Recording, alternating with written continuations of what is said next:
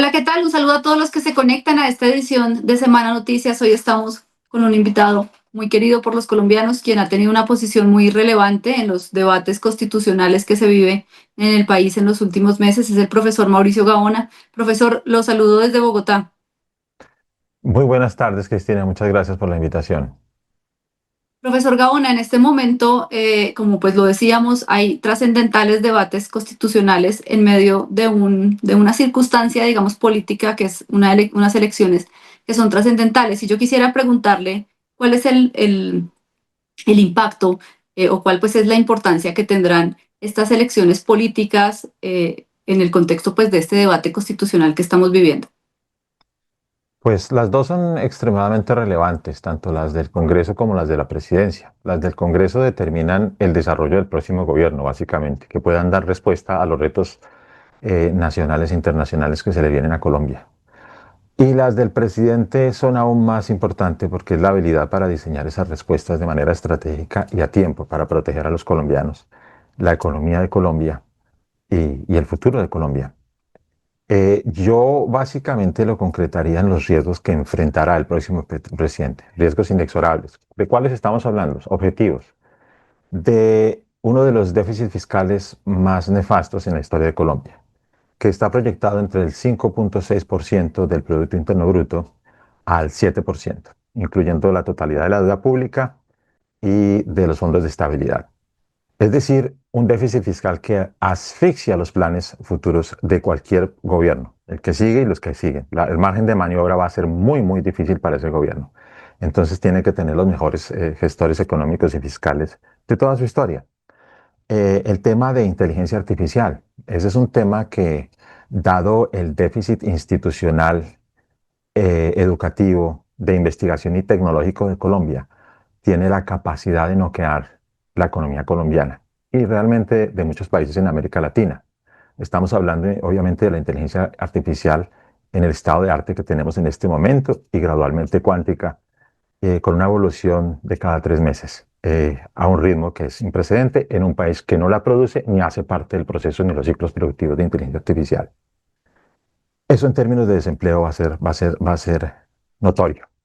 El siguiente desafío, naturalmente, es el regreso inminente a un narcoestado, considerando el número de organizaciones criminales que operan en Colombia, ya no entra. Los movimientos de los carteles de la droga internacionales en Colombia o alrededor de Colombia, las rutas de narcotráfico y el incremento exponencial en las hectáreas de coca en el país, pues es inminente que ese riesgo lo tiene que afrontar el próximo gobierno. Tiene que recuperar la libertad, el orden y la ética de Estado.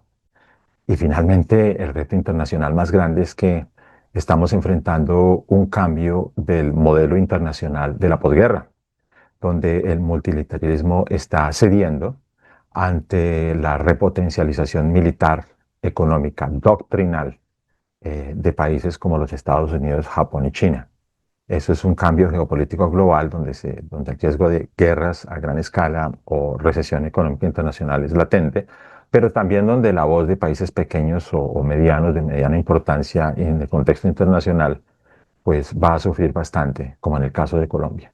Entonces, a mí no me cabe ninguna duda. Las elecciones presidenciales que vienen serán, y la presidencia que viene en particular, será la más difícil de la historia en la vida republicana de Colombia.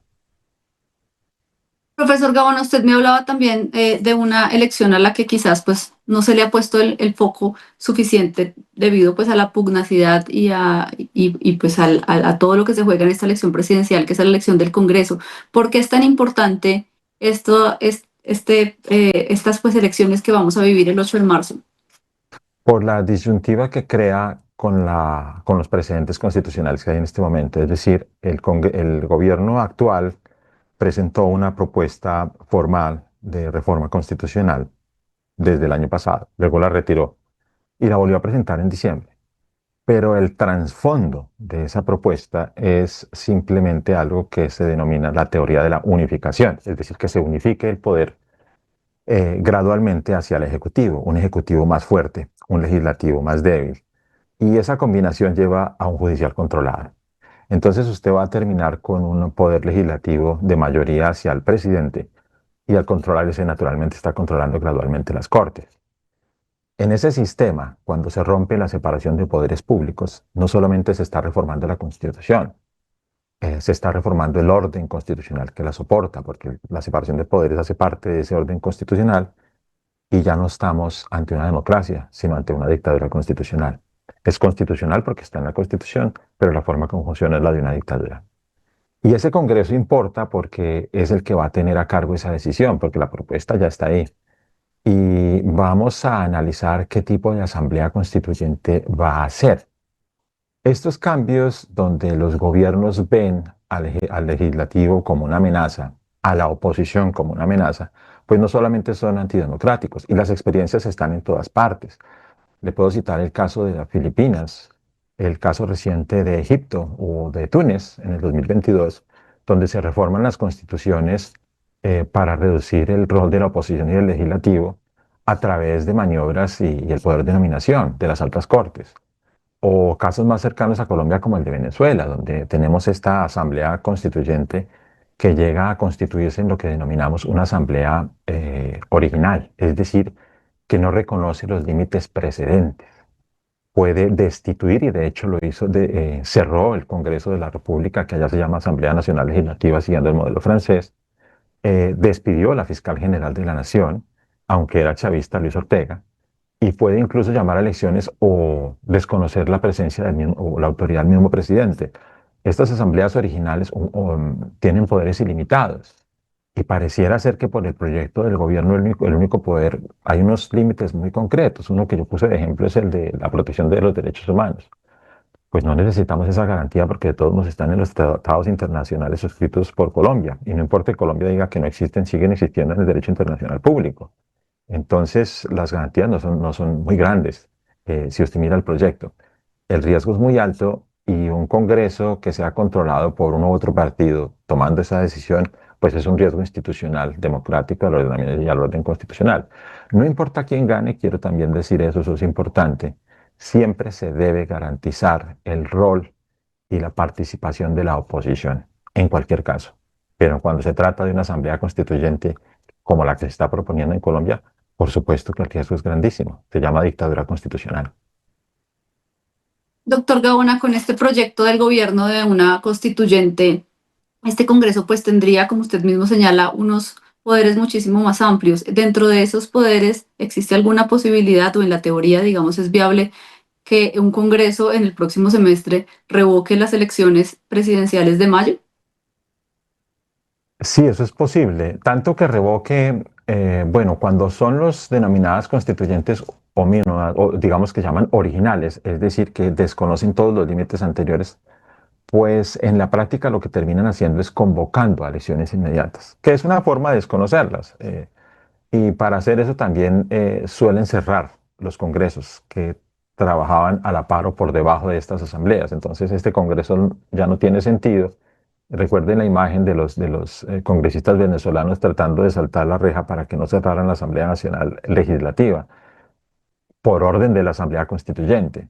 Entonces, ese es el ejemplo más cercano y lo tienen ahí. Y el proyecto se parece bastante, porque también en ese caso se reconocían límites menores, muy pocos límites tenía la propuesta. Entonces, si hubiera realmente un problema en la Constitución, que no lo hay, y en ese sentido, porque la oposición no es un problema constitucional, es una garantía constitucional y no es un motivo para cambiar una constitución, pero si lo hubiera en otros temas, se podía pasar un acto legislativo, un acto reformatorio de la Constitución. No se necesita una asamblea constituyente en Colombia. El problema de Colombia no es la Constitución ni son las leyes, son los líderes. Y para que cambien los líderes, tienen que cambiar los votantes. Doctor Gaona, estas elecciones, tanto pues las elecciones de Congreso como las presidenciales, se dan con un trasfondo muy álgido y una discusión pues alrededor del derecho constitucional muy álgida en la Corte Constitucional por cuenta tanto de los estados de emergencia del presidente como sucedió hoy del decreto del salario mínimo. ¿Usted qué riesgos le ve a que esas discusiones se estén dando en este contexto? Bueno, hay que decir que un presidente, más allá de este presidente, pues, digamos, manejar la ética de Estado en trinos o en Twitter, digamos, pues no es muy defendible. Pero un presidente puede tener una posición constitucional sólida, un desacuerdo con las instituciones, pero se maneja precisamente dentro del rigor de la ética de Estado. ¿Qué es esto? Él representa la institucionalidad. Entonces, un presidente que sale a atacar individualmente a los magistrados o a un fiscal general de la nación, por cualquier motivo, eh, basado principalmente en el hecho de que están decidiendo cosas en contra de los intereses del gobierno, pues ya está haciendo es un ataque a la institucionalidad y por ende al ordenamiento constitucional. Y está quebrando el principio de representatividad que él emana como el primer jefe del Estado, supuestamente el garante de ese orden constitucional, por ejemplo, por vía de ejemplo, digámoslo así. Y también porque amenaza un principio fundamental que es la independencia del Poder Judicial. Entonces, naturalmente que es muy inconveniente. Hay que proteger a la Corte Constitucional, a la Fiscalía General de la Nación en sus determinaciones y sus decisiones que sean al amparo de la Constitución, independientemente de si el presidente está o no en desacuerdo. Porque lo he dicho varias veces, lo que prima en Colombia no es la voluntad del presidente, sino la norma de normas, que es la voluntad expresada por el constituyente a través de su constitución. Usted ha dicho, pues varias veces le ha advertido al país los riesgos de lo que se conoce como el hiperpresidencialismo. Y hemos visto pues unas expresiones de nuestro presidente bastante como encaminadas a hostigar o a presionar a la rama judicial. ¿Usted cree que esa es una expresión de ese escenario que usted pues nos ha planteado como inminente? Eh, el hiperpresidencialismo realmente tiene que estar en la letra de la ley, es decir, es hacia donde quiere ir y esas posiciones avanzan. Yo no estoy aquí hablando del salario mínimo, porque esa es una discusión más técnica y económica y eventualmente constitucional, pero primero es técnica y económica para saber si realmente estamos entrando a problemas del poder adquisitivo de los colombianos o no. Y eso es otro juicio de valor. Pero yo sí hablo de los otros ataques en términos de emergencia económica o decisiones de investigar las elecciones por parte de la Fiscalía General de la Nación. Es decir, en todos esos temas, ese tipo de posición es característica de regímenes autoritarios. Entonces ya estamos hablando es de autoritarismo, que es un estado natural y precedente de la dictadura constitucional. Y el autoritarismo lo que hace es, a través de esas presiones y naturalmente de victorias electorales claves, hacerse cargo del poder legislativo, controlar el poder legislativo y desde ahí con el poder de nominación las altas cortes. Y una vez tiene eso, pues ese es un ejecutivo imparable y parece constitucional, suena constitucional, menciona la Constitución, pero es dictatorial. Ese es el riesgo que hay en líderes autoritarios. En Colombia, afortunadamente, aunque existan estas tendencias, repito, el presidente puede tener razón en otros eh, temas, pero en estos que estamos tratando en particular, le tengo que decir que cuando eso ocurre, se observa, se hace un test de constitucionalidad, es decir, si el Estado es lo suficientemente maduro constitucionalmente hablando para resistir ese autoritarismo. En Colombia se está viendo y eso es lo que está haciendo la Corte Constitucional. Está haciendo su trabajo. Tiene que controlar los actos del presidente, los está controlando a pesar de las presiones. Es lamentable que el presidente haga eso, pero la Corte Constitucional está haciendo su trabajo. Hay que apoyarla completamente. Lo hizo la Corte Constitucional en su administración anterior, lo está haciendo actualmente. Los magistrados están ejerciendo a cabalidad su cargo. También las otras altas cortes están haciendo lo que tienen que hacer. La prensa libre e independiente también está actuando, monitoreando lo que está ocurriendo. Entonces, hay instituciones constitucionales y sociales que están cumpliendo una labor esencial y eso usted lo puede observar en lo que están haciendo las calificadoras internacionales de riesgo sobre la economía colombiana. Sí le bajan un poquito, pero mantienen, digamos, un estándar de esperanza institucional en el sentido que observan que por lo menos la rama judicial, el poder electoral, etcétera, otras áreas de Colombia aún mantienen independencia y se pueden pronunciar. Incluso el mismo Congreso, cuando le dijo no a la consulta popular, tomó una decisión independiente que no le gustó al gobierno, pero era constitucional y legítima. Entonces las instituciones sirven y mientras eso ocurra, el autoritarismo se puede controlar y no pasa más allá del espectáculo propio de una Banana Republic o de ese tipo de líderes, pero no llega realmente a nada serio. El problema es cuando tiene éxito electoral o cuando logra controlar otras instituciones y a partir de allí, pues obviamente se va cayendo el Estado de Derecho como una baraja.